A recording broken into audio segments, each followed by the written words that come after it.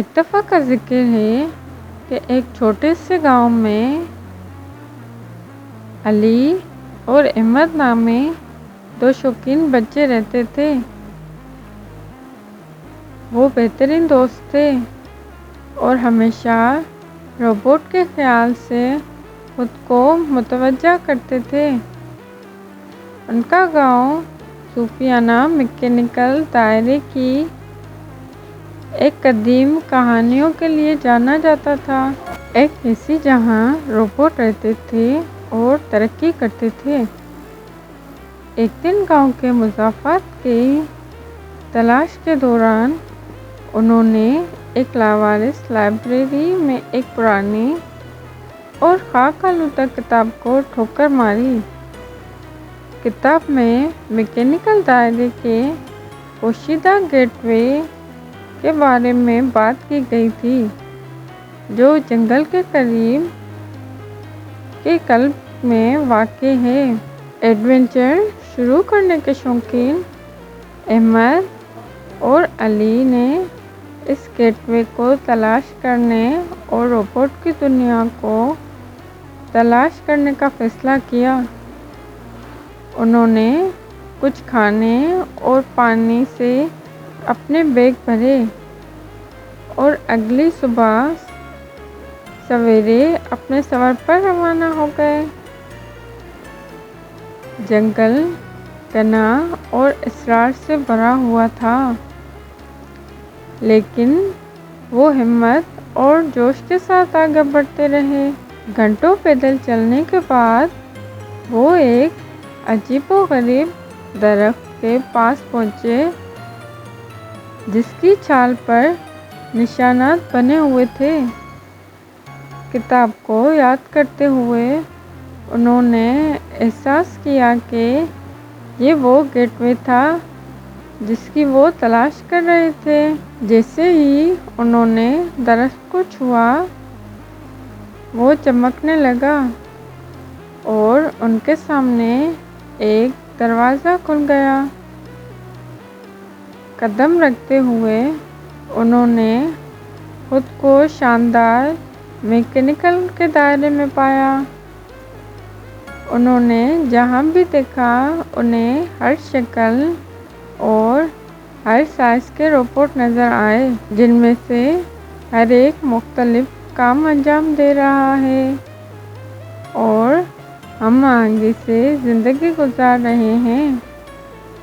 Robot کی جانب سے بچوں کا پرجوش استقبال کیا گیا جو انسانوں کو اپنی دنیا میں دیکھ کر حیران رہ گئے۔ روبوٹس نے وضاحت کی کہ ان کا دائرہ 3 بنیادی اصولوں پر بنایا گیا ہے: مہربانی، تخلیقی صلاحیت اور تعاون۔ ان اصولوں نے میکینیکل دائرے کو پرامن اور خوشحال رکھا ہے۔ احمد اور علی کو روور نامی ایک دوستانہ روبوٹ نے دائرے کے دورے پر لے جایا گیا۔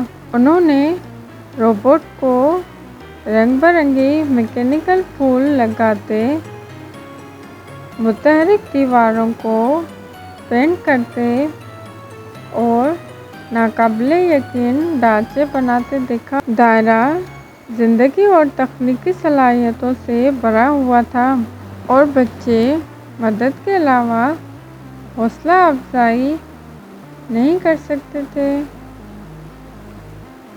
جیسا کہ انہوں نے روبوٹ کے ساتھ زیادہ وقت گزارا، احمد اور علی نے ٹیم ورک اور مسئلہ حل کرنے کے بارے میں قیمتی اسباق سیکھے۔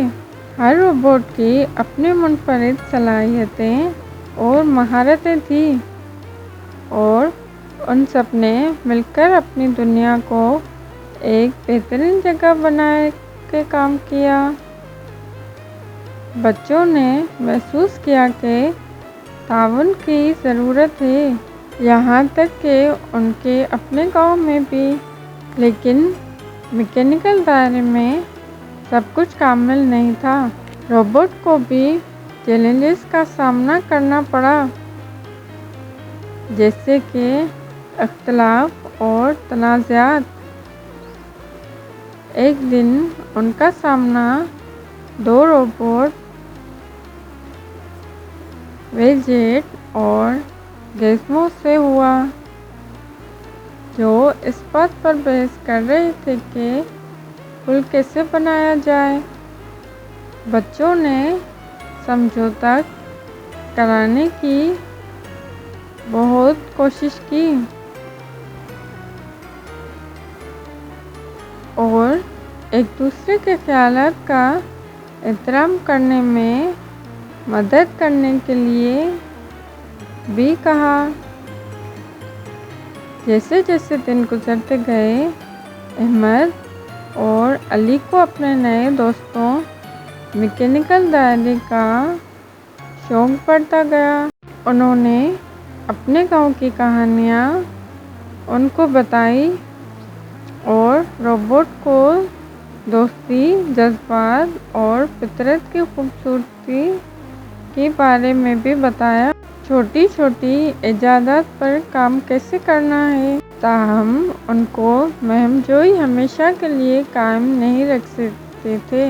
وہ وقت آیا جب انہوں نے اپنے گاؤں کو لوٹنا تھا۔ جب انہوں نے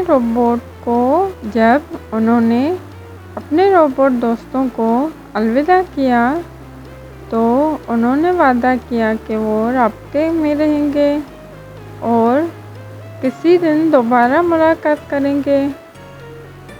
اپنے گاؤں میں واپس جا کے احمد اور علی نے ناقابل یقین سفر کو سب کے ساتھ شیئر کیا۔ میکینیکل دائرے اور روبوٹس کی طرز زندگی کی کہانیوں سے گاؤں والے حیران رہ گئے۔ مہربانی، تخلیقی صلاحیتوں اور تعاون کے اقتدار سے متاثر ہو کر گاؤں نے ہم آہنگی اور افہام و تفہیم کے لیے نئے دور کو قبول کیا۔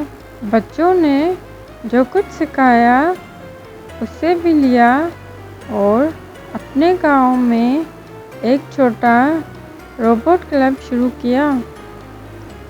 انہوں نے دوسرے روبوٹس بنانے اور انہیں پروگرام کرنے کا طریقہ سکھایا۔